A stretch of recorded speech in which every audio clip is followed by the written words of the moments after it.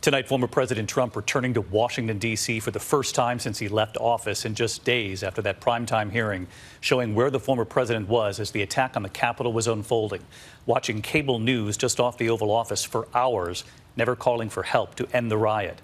Well, today he was in D.C. talking about law and order, and his former Vice President Mike Pence, who came within 40 feet of those rioters, speaking in Washington as well with a much different message.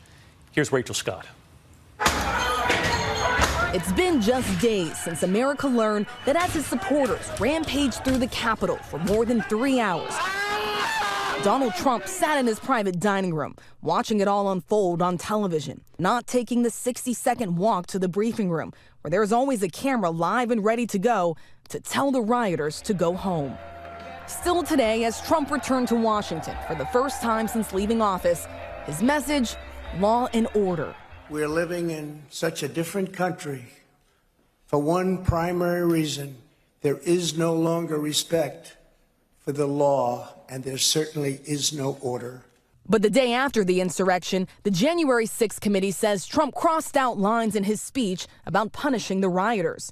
The committee asking his son-in-law, Jared Kushner, why that happened.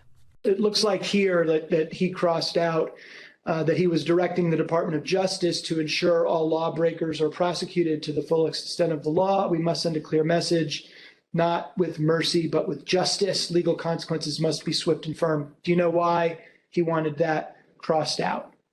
I don't know. In that January 7th speech, Trump could not even bring himself to say the election was over. But this election is now over. Congress has certified the results. I don't want to say the election's over. I just want to say Congress has certified the results without saying the election's over, okay? Trump repeating his election lies today. But this morning, also in Washington, a very different message from former Vice President Mike Pence, who was raced to safety just feet from the mob. Pence's message to the Republican Party, move on. I don't know that the president and I differ on issues, but we may differ on focus. I truly do believe that elections are about the future, and that it's absolutely essential at a time when so many Americans are hurting, so many families are struggling, that we don't give way to the temptation to look back.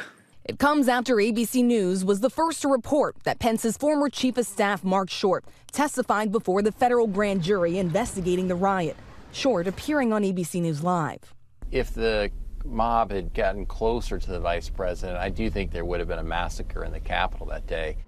Tonight, Attorney General Merrick Garland making it clear once again no one is above the law, not even a former president who is considering a run in 2024. The Department of Justice is promising to hold everyone who is criminally responsible for the events surrounding January 6th accountable, David. Rachel Scott live in Washington. Rachel, thank you. Hi, everyone. George Stephanopoulos here. Thanks for checking out the ABC News YouTube channel. If you'd like to get more videos, show highlights, and watch live event coverage, click on the right over here to subscribe to our channel. And don't forget to download the ABC News app for breaking news alerts. Thanks for watching.